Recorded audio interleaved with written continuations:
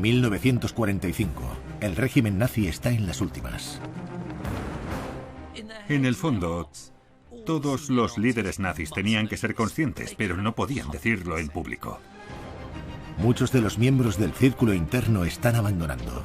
Al final hay ratas que huyen del barco que se hunde y Hitler está furioso. En la locura de los últimos días de la guerra, el jefe de las SS, Heinrich Himmler, hace tratos secretos. Himmler ya no es fiel. Está planeando una traición. Y Martin Bormann, la sombra silenciosa, tiene que tomar una decisión imposible.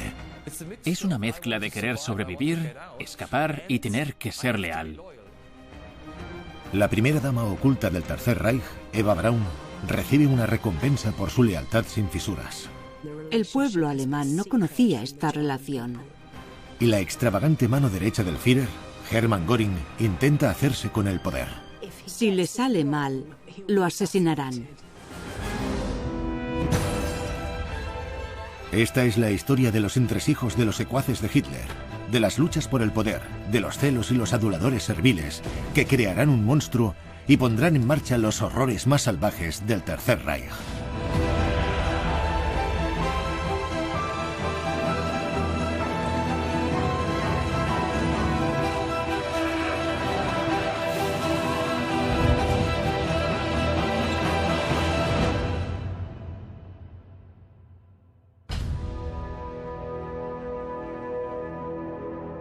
Abril de 1945.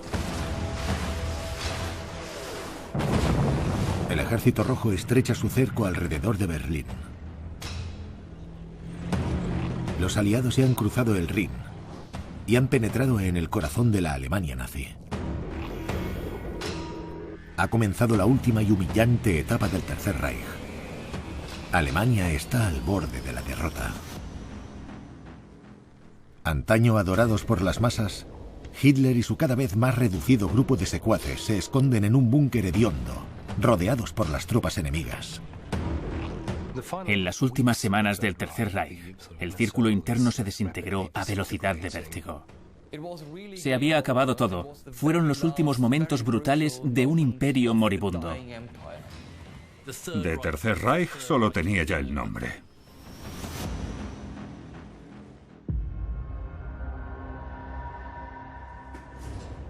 Adolf Hitler, ahora drogado y en unas condiciones físicas lamentables, se ha retirado a su fortaleza subterránea bajo el jardín de la Cancillería del Reich. Hitler está prácticamente desesperado, pero sigue teniendo momentos en los que sus fantasías resurgen y dice: seguro que podemos atacar por el sudeste y romper el círculo que rodea Berlín. Se emociona, cree que hay esperanzas y planes, pero claro, es que lo acompaña gente que no le hace enfrentarse a la realidad. Del círculo original, solo Martin Bormann, el secretario personal de Hitler, y Joseph Goebbels, ministro de propaganda, acompañan a Hitler en esta pesadilla subterránea. Pero hoy es un día importante para el Tercer Reich. El Führer cumple 56 años y esperan visita. El cumpleaños de Hitler siempre recibe mucho bombo. El pueblo alemán le envía muchos regalos y el círculo interno monta una fiesta. Pero ese mismo círculo viaja hacia el Berlín bombardeado. Heinrich Himmler, el jefe de las SS, ha sido uno de los seguidores más fieles de Hitler. Pero estos últimos meses se ha desligado de la locura que ocurre bajo tierra y reside en un sanatorio 100 kilómetros al norte de Berlín. Intenta no formar parte de la catástrofe que sabe que tiene lugar en el búnker. Durante su estancia, Himmler ha intentado pactar con los aliados.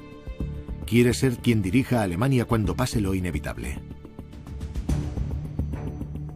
Pese a sus actos traicioneros, Himmler sale de su refugio, el sanatorio, para visitar a Hitler. Heinrich el Leal, como lo llamaba Hitler, será leal una última vez. Se va a Berlín para acudir al cumpleaños de Hitler. El viaje hacia el Berlín bombardeado supone un peligroso viaje de 100 kilómetros por carretera. No se puede subestimar los peligros que conlleva ir al cumpleaños de Hitler. Los soviéticos le regalan a Hitler una cortina de fuego en pleno corazón de la ciudad.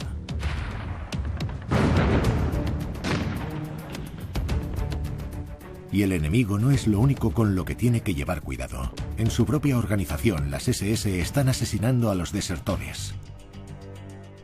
Las SS y otros grupos policiales militares están ahorcando a la gente a diestro y siniestro por traidores. En cierto modo, es cuando Alemania pierde de facto la guerra que el régimen se vuelve más peligroso que nunca. Obviamente, decide que mostrar lealtad es lo más seguro. En estos momentos tan peligrosos, hasta el jefe de las SS debe acudir para dar la impresión de que es fiel. Viajar por carretera es peligroso, pero volar es directamente un suicidio. Aún así, el ministro de Armamento, Albert Speer, se arriesga a ir en avión hasta Berlín. Hay que sobrevolar territorio cada vez más ocupado por el Ejército Rojo. Y puede que hasta por los aliados que vienen del oeste. Aunque consigas que no te derriben, no vas a poder aterrizar en una pista, sino que te tocará aterrizar en una calle en mitad de Berlín, donde hay boquetes hechos por las bombas e incendios por todos lados. Los motivos de Speer para arriesgarse a volar también son desconcertantes. Según sus memorias, hacía unos meses había urdido un plan para asesinar a Hitler. Más tarde diría que planeaba llenar el búnker de gas venenoso.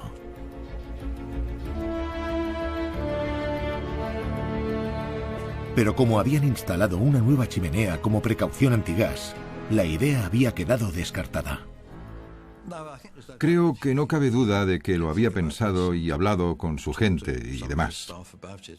Pero veo mucho más probable que usase la historia para convencer a los aliados de que no era tan malvado como los demás nazis. Sea como sea, Speer sabe que la derrota es inminente. Sabe que la guerra ha terminado. Sabe que ha servido a un régimen que ha fracasado. Entonces, ¿por qué va a Berlín? ¿Es posible que en secreto Speer albergue esperanzas arrogantes? Creo que Speer confía en que es posible que Hitler le entregue las llaves del reino.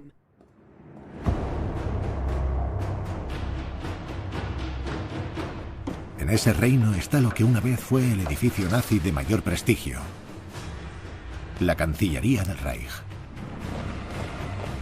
Pero ahora no es más que un cascarón desolado y en ruinas por los bombardeos.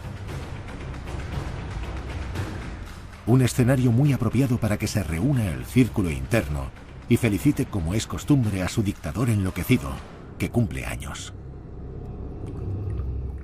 Se reúnen en una sala de la Cancillería, lo que es extraordinario, porque con tanto bombardeo, lo normal sería que nadie subiese a las habitaciones de la Cancillería, donde no queda ni un mueble. Tras haber sobrevivido a los peligros de los viajes, los miembros del círculo interno tienen que sufrir una incómoda espera hasta que aparezca el Führer. 8 metros más abajo, en el inexpugnable búnker, Hitler cumple con su rutina diaria. Después del desayuno y del colirio de cocaína, Hitler se siente con fuerzas para ir a ver a su círculo interno para que lo felicite. La fiesta de cumpleaños es un gran ejemplo de microcosmos absurdo y surrealista que supone vivir en el búnker como vivían ellos desde enero. Viven en un mundo fantasma. Hay otra figura clave del círculo interno que piensa que merece la pena correr el riesgo de viajar a Berlín: el jefe de la Luftwaffe, Hermann Göring. Göring sigue viéndose con posibilidades de ser el segundo del Reich. El héroe de guerra que se unió al partido nazi como reclamo lleva 4 meses haciendo planes para la vida después del Führer. Está husmeando como un tiburón a ver si se le presenta la oportunidad de hacerse con el poder. Hitler aparece por fin. Lo acompaña la primera dama del Tercer Reich, su amante Eva Braun.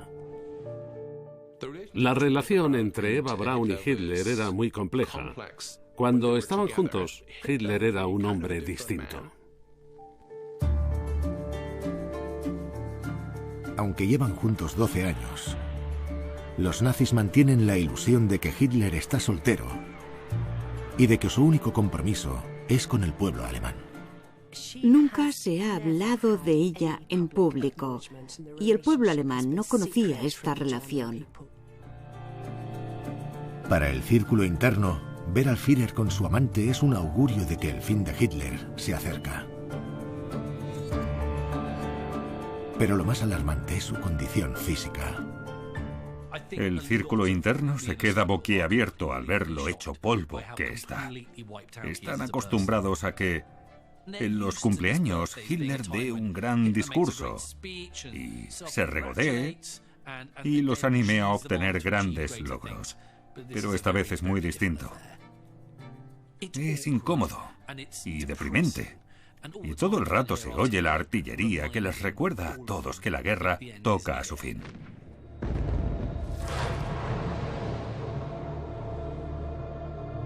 Como siempre, Martin Bormann, el secretario personal de Hitler y su sombra permanente, está cerca cuando el Führer hace un anuncio trascendental. Hitler se quedará en Berlín y, si es necesario, morirá en el búnker. Cada miembro reacciona de una forma distinta. La tensión y la incomodidad son tremendas. Bormann se queda destrozado cuando se entera de que el Führer se quedará en el búnker, porque tenía la esperanza de que la cúpula nazi se trasladase al Berghof, el chalet de montaña de Hitler. Una década antes, Bormann había supervisado la construcción del complejo, que tiene una red de búnkeres impenetrables por debajo de los Alpes, diseñada para que el Führer y Bormann no sufran daño alguno. Pero no podrá ser. Es un sinsentido. Y a Hitler le queda seso para darse cuenta. Sería perder el tiempo. El plan de Bormann queda frustrado de momento.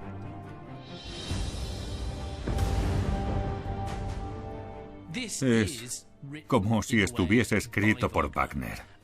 Y así es como acaban sus óperas. Cosa que todos saben. Pero Göring observa interesado e interpreta el anuncio de Hitler como una dimisión y su oportunidad de hacerse con el liderazgo. Está claro que Hitler está en Berlín porque no piensa rendirse y que prefiere morir en su capital a que lo vean huyendo. Pero Göring no tiene nada en contra de huir. De hecho, lleva mucho tiempo preparándose. Sus sirvientes ya han trasladado su botín de guerra, unas 5.000 obras de arte. Se lleva sus tesoros, sus cuadros y todo su dinero que saca de sus cuentas alemanas. Esa mañana, en Karinhol, la residencia de campo de Göring, han colocado 20 toneladas de explosivos. Si él no puede disfrutar de la magnífica finca, habrá que destruirla.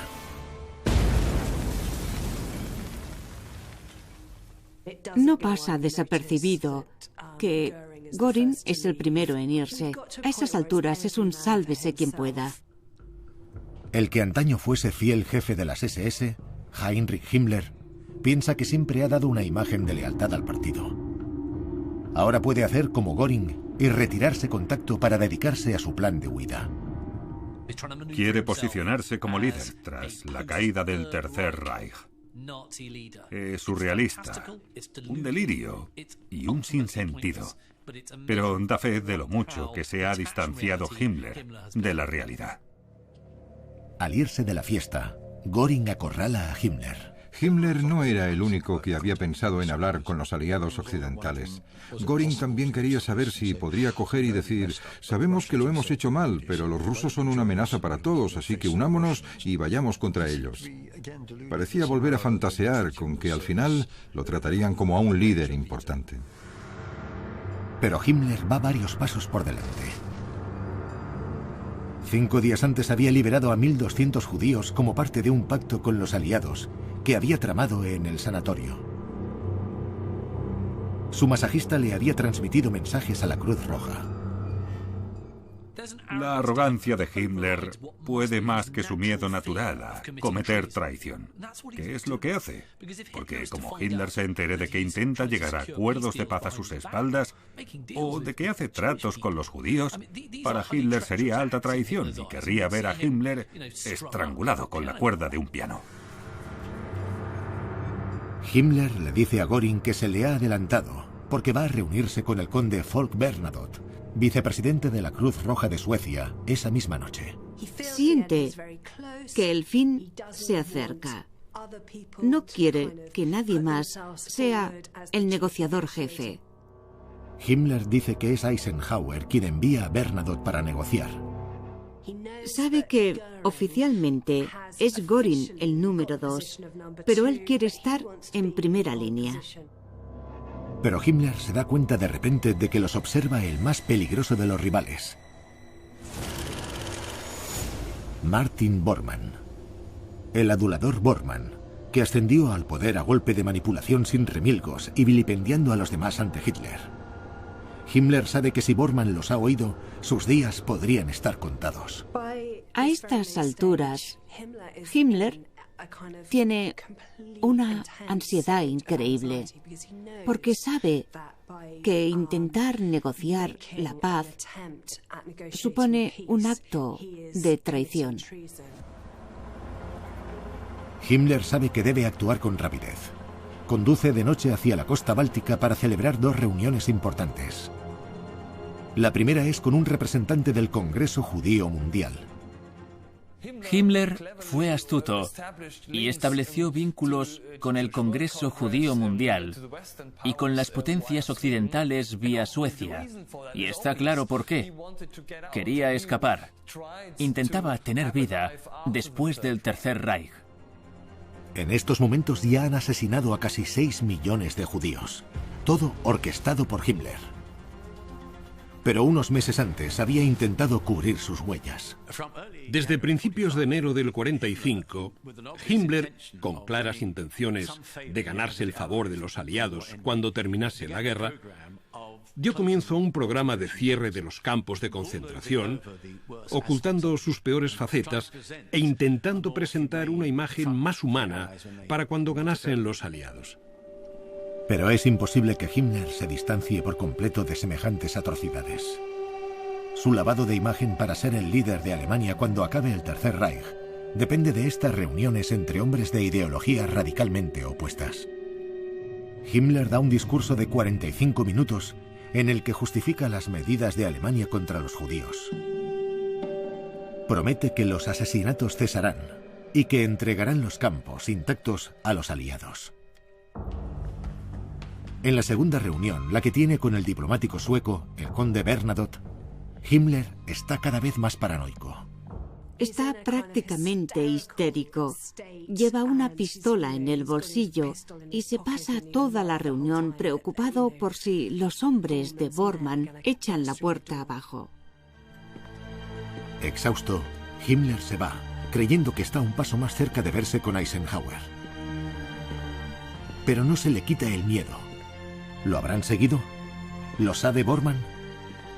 Una cosa está clara, que Himmler juega una partida muy peligrosa.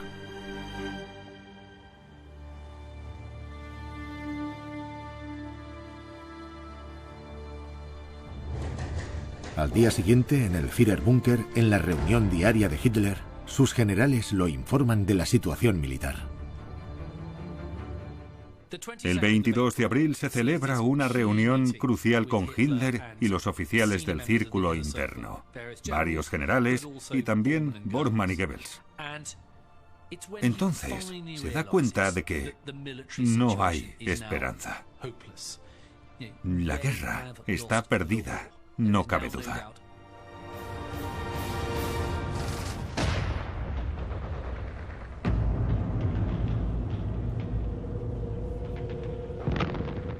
Es tremendo, porque hasta ese momento siempre había dicho, ganaremos, seré como Federico el Grande, acabaré con mis enemigos a las mismas puertas. Analiza la situación militar y pese a ser uno de los peores comandantes en jefe de la historia, se da cuenta de que la guerra ha terminado. Goebbels, que ha sido fiel desde el principio, se queda destrozado. Sin Hitler, ni él ni su familia tienen futuro. Hitler empieza a gritar y se le oye por prácticamente todo el complejo. Los generales y el círculo interno se quedan temblando ante semejante despliegue de furia. Es el final de la gigantesca odisea que los ha llevado desde la cervecería hasta el búnker. Y todo ha terminado sumido en la destrucción y la catástrofe.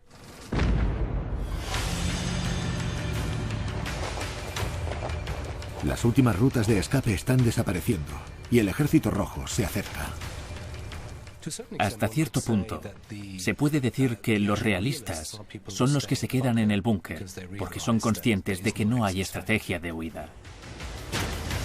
A todo el personal de Hitler se le entrega cápsulas de cianuro. Bormann cae en la cuenta de golpe de que se espera que muera por la causa. Aunque solo les quedan pocos días de vida, Bormann nunca intentó jugar en equipo, nunca pensó en lo que podían conseguir juntos. Al contrario que otros, que se quedaron hasta el final, Bormann no quiere morir, sino todo lo contrario. Tiene un dilema. ¿Se queda con Hitler o se larga a toda prisa? Quiere hacer las dos cosas, pero no puede. De momento, Bormann está atrapado.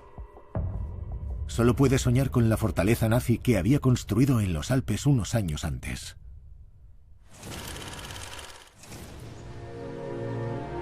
Pero Göring ya disfruta del fresco aire de montaña. Ha oído las noticias de la aceptación de la derrota por parte de Hitler, y pese al plan de Himmler, Göring decide intentar llegar a la cima. Pero hasta que Hitler no muera, será muy peligroso. En caso de la muerte del Führer, o si las circunstancias lo han incapacitado, es su deber oficial encargarse de gobernar Alemania. Con cuidado, dicta un mensaje con mucho tacto para Hitler, en el que pide autorización para recoger el testigo. Mein Führer, tiene usted mucha presión. Si no recibo noticia de usted en 24 horas, daré por hecho que ha perdido la capacidad de gobernar y me convertiré en Führer. Enseguida se da cuenta de que es una cuestión muy sensible y complicada. Si le sale mal, lo asesinarán. Siguiendo el protocolo habitual, Bormann es el primero en recibir el telegrama de Göring. Todo lo que va dirigido a Hitler lo filtra Bormann, para quien asegurarse de que nadie más acapare el poder es importante. En concreto, no quiere que Göring sea el próximo líder de Alemania y se haga con el control. Porque si Martin Bormann sobrevive con la mala relación que tiene con Göring, por eso le dice a Hitler que el telegrama es un acto de traición. Bormann manipula a Hitler para que considere que el telegrama supone una traición abominable. Demuestra que todo ha fallado. Si ni siquiera Göring le es fiel, nadie lo será. Pese a lo cuidado que estaba el telegrama, supone un desastre para Göring.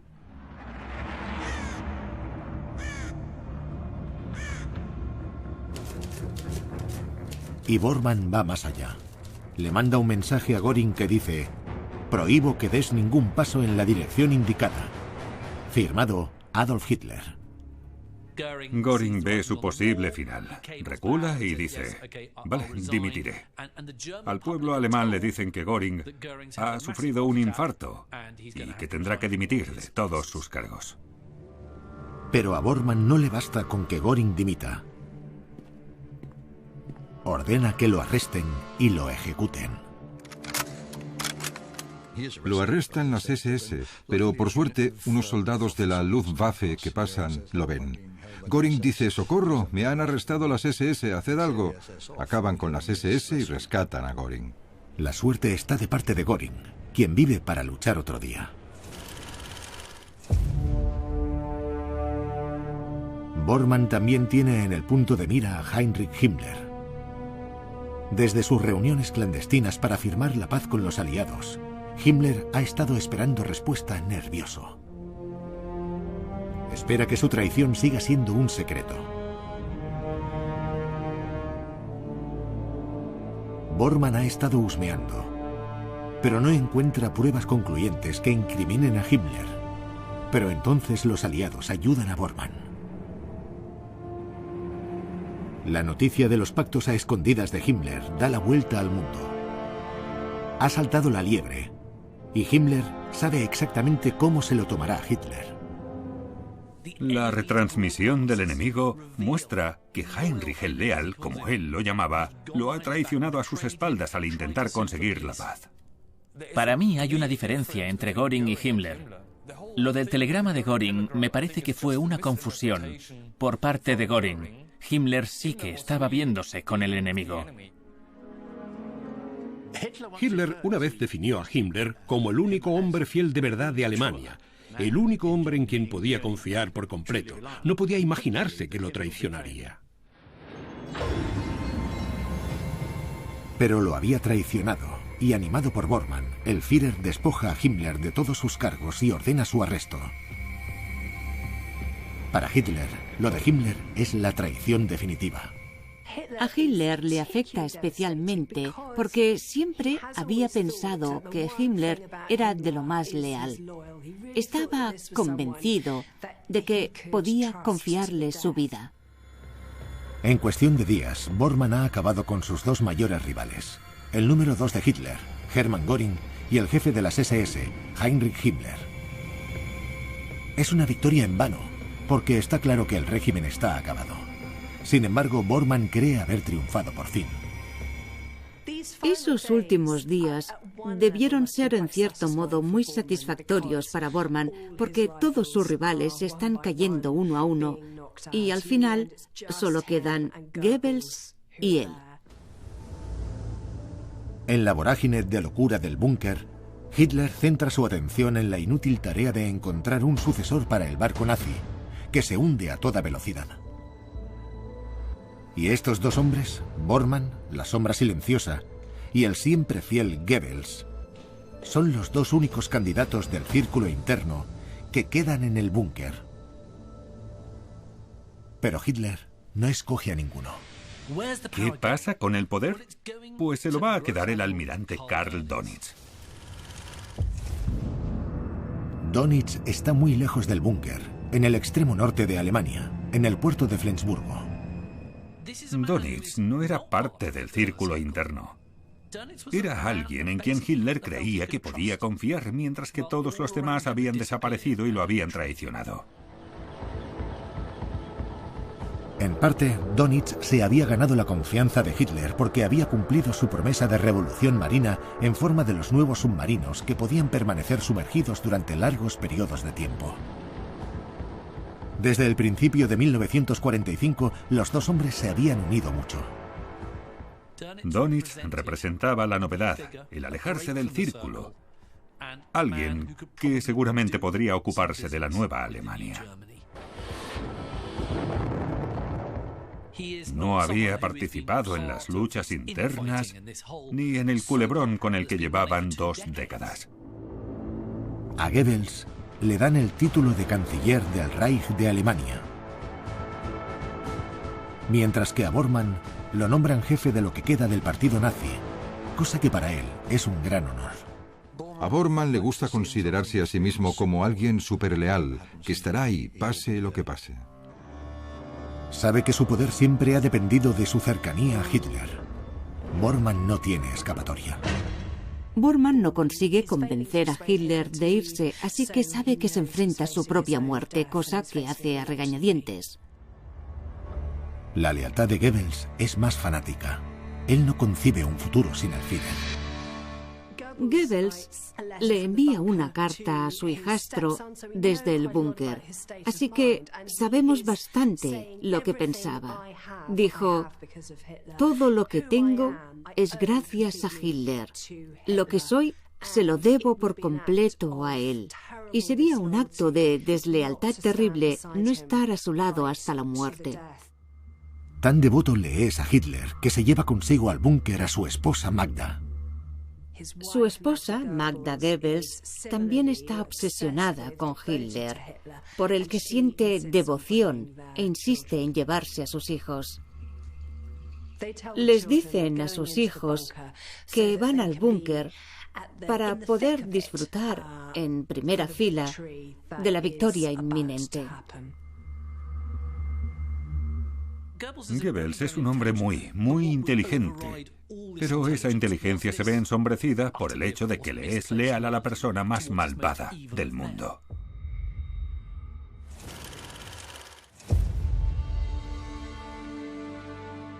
Hay otro miembro del círculo interno en el búnker que es igual de devoto, pero está oculto.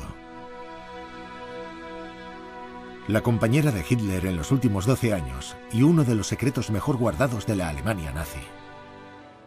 A Eva Braun le gustaba divertirse. La vemos de excursión, nadando, haciendo yoga. Era muy extrovertida. Se conocieron en Múnich cuando Eva solo tenía 17 años y era la ayudante del fotógrafo oficial de Hitler.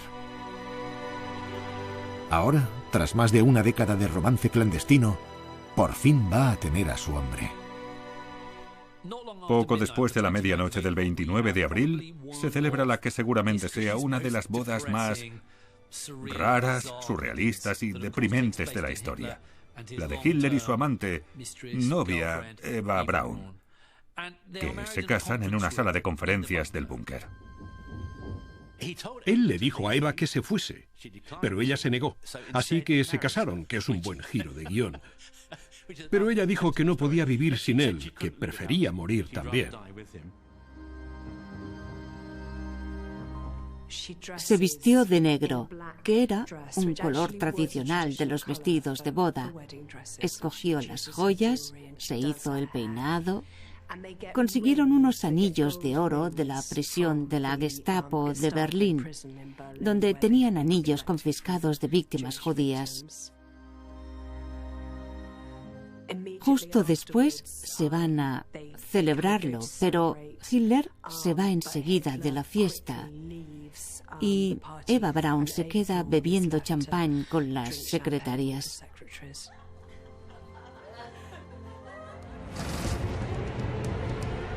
En la superficie, y sin ser conscientes del drama subterráneo que tiene lugar en el búnker,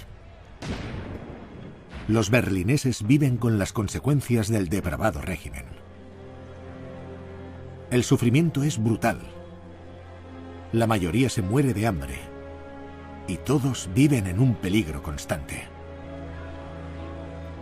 Todo el mundo ansía la paz. La gente ha empezado a destruir las pruebas que los relacionan con los nazis.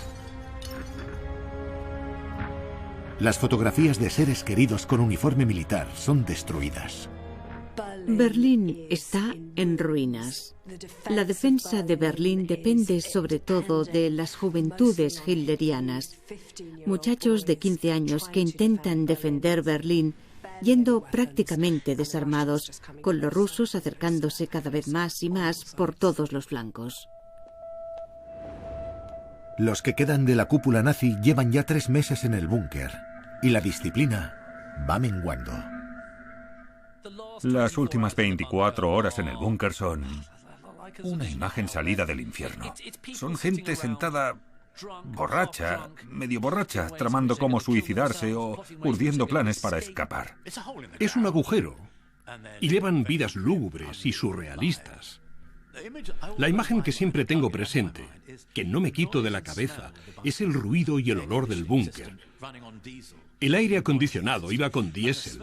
Hacía mucho ruido y se dice que olía a orina y a sudor fétido. Y repollo. Los oficiales de las SS que quedan se pasan el día borrachos y junto a las mujeres del búnker, decididos a aprovechar al máximo sus últimas horas. El búnker es cada vez más sórdido, apestoso. Es una fosa séptica llena de humo y alcohol. No cabe duda de que vivir en el búnker era cada vez más claustrofóbico. Era un espacio reducido, la gente estaba apiñada y todos sabían que su destino pendía de un hilo.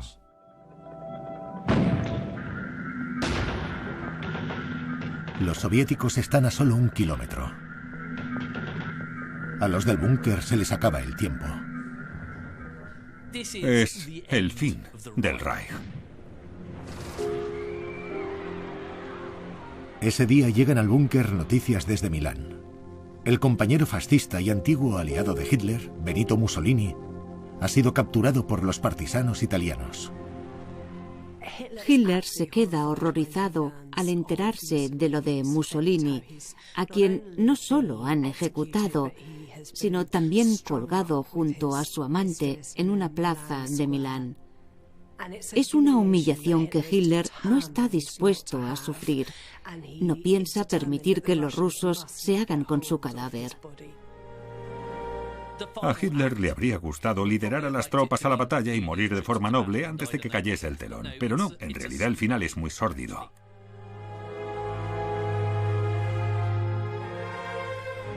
Hitler y su nueva esposa Eva se retiran a su sala de estar con unas cápsulas de cianuro y una pistola.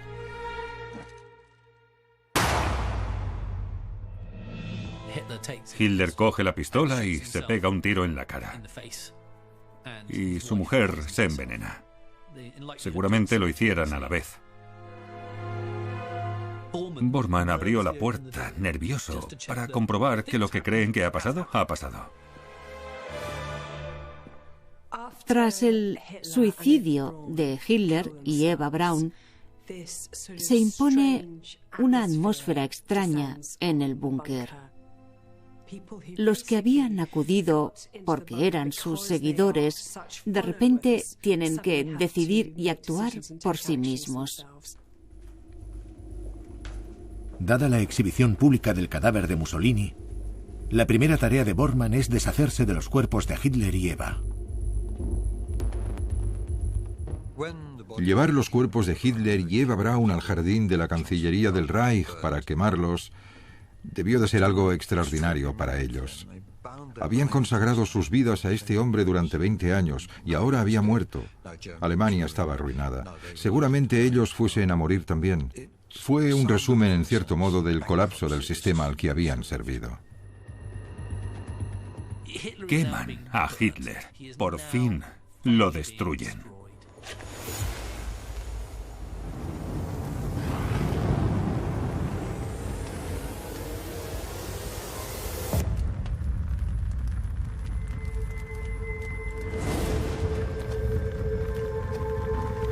Ahora que Hitler y Eva no son más que cenizas, queda una tarea todavía más desalentadora: informar al mundo. Normalmente, cuando muere un dictador, a los de su alrededor les cuesta mucho aceptar lo que ha pasado y reconocerlo en público. Fingen que Hitler sigue vivo. Goebbels, el encargado de las comunicaciones del partido durante la última década, no dice nada. El retraso les dará a Bormann y a él una última oportunidad de negociar la rendición ante el Ejército Rojo sin tener que consultar con el nuevo líder del Estado, Dönitz. Pero el único intento de negociación internacional del nuevo canciller del Reich, Goebbels, termina en fracaso absoluto.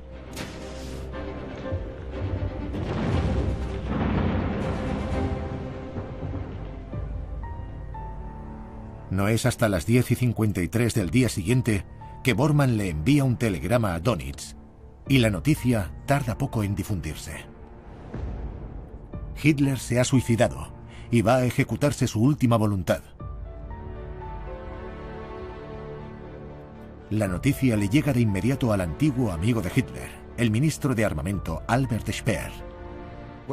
Al enterarse del suicidio de Hitler, cogió la foto que le había dado y lloró al verla. Pero luego escribió en sus memorias que ahí se acabó su vínculo. Se rompió el hechizo. Para Bormann, la muerte de Hitler no rompe ningún hechizo, pero sí que socava su poder. El telegrama era un intento de mantenerlo.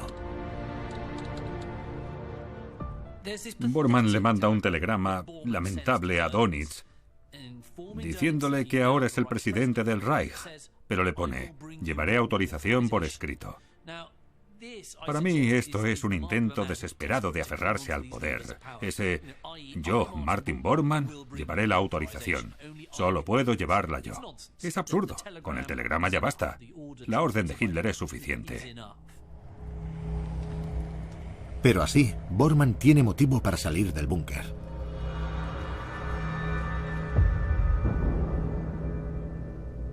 A Goebbels y a su esposa Magda, fanáticos hasta la médula, no se les pasa por la cabeza escapar. Solo pueden hacer una cosa: seguir a Hitler hasta el final. Tras la muerte de Hitler, el nuevo canciller de Alemania, aunque por poco tiempo, Joseph Goebbels y su esposa saben que son los siguientes. Están aterrados.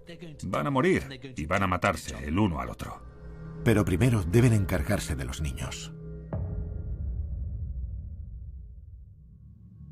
Magda seda a sus hijos y los envenena con cianuro. Ella no sería capaz de vivir en un mundo sin nacionalsocialismo. Y es uno de los comentarios más potentes hechos por alguien de dentro sobre el carácter de la conquista de la razón y la normalidad que llevó a cabo el régimen nazi. Una hora después de envenenar a sus hijos, a Magda se la ve jugando a las cartas, pálida, con los ojos rojos, inexpresiva y fumando sin parar. Se sentó a jugar al solitario.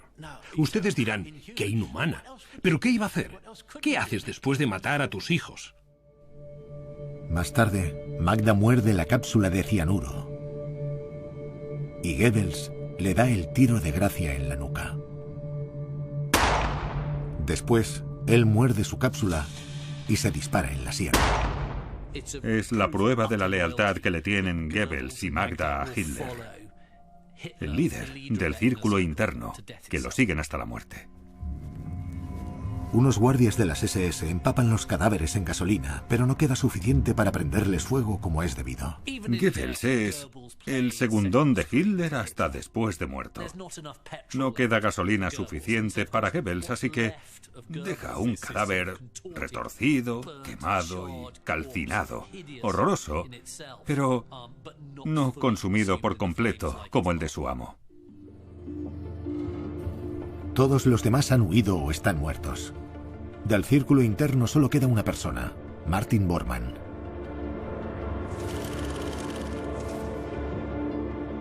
Se ha pasado décadas fisgando, manipulando y haciendo lo que fuese necesario para aumentar su poder. Bormann es alguien que ya solo piensa en sí mismo. Es imposible imaginárselo quedándose para morir.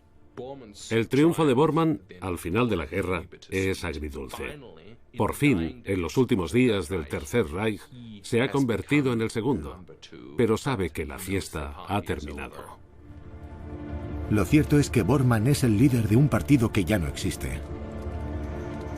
El poder que pudiese tener se ha reducido a cenizas, como el cadáver de Hitler. La única forma de recuperarlo es viajar 400 kilómetros para ver a Dönitz en Flensburgo.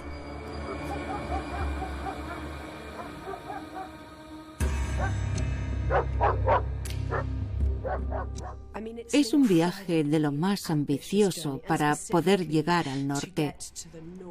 Él esperaba volverse tan imprescindible para Dönitz como para Hitler y tenía esperanzas de controlarlo. Imagino que esa fantasía le daba fuerzas mientras se escapaba. Bormann está desesperado por huir, por ir al norte, por unirse al nuevo gobierno.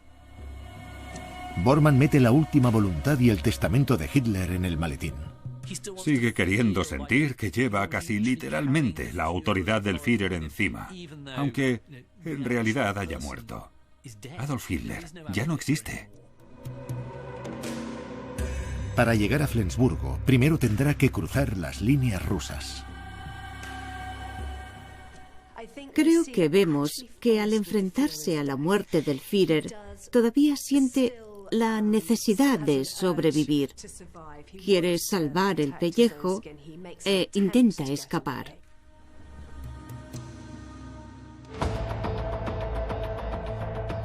Cinco días después, se produce una rendición total e incondicional. Aunque Hitler no se rendiría y no quería rendirse, tampoco tenía elección, y Dönitz, quien era presidente de la Nueva Alemania, mandó un emisario al cuartel de Eisenhower. El 7 de mayo se firmó el documento de la rendición incondicional.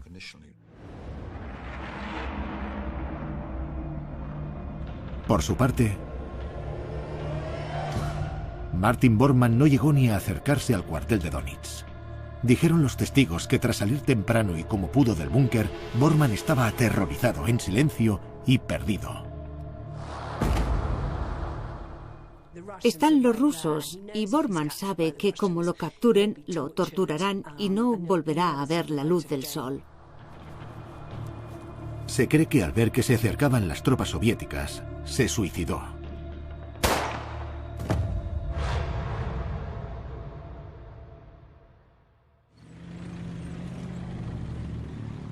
Tres semanas después, cuando los aliados ocupan Alemania, Heinrich Himmler está dado a la fuga. Es interesante que de Himmler, el líder de las SS, se esperaría que luchase en las ruinas de la Cancillería de Berlín, pero no fue el caso. En mayo de 1945, a Himmler lo capturan los ingleses en el norte de Alemania. Pero durante un examen médico, muerde una cápsula de cianuro. El cobarde asesino de millones toma el camino fácil.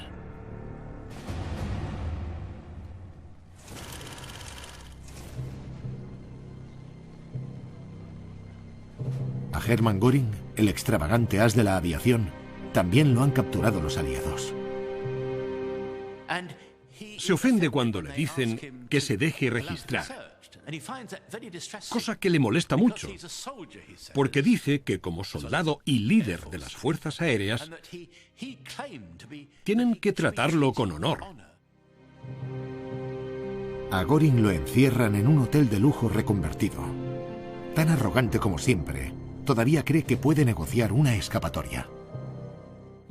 Göring cree que al haber sido un alto cargo nazi, puede llegar a un pacto con los aliados y los trata como si fuesen simples diplomáticos, y él, uno de ellos. Pero Göring se equivoca.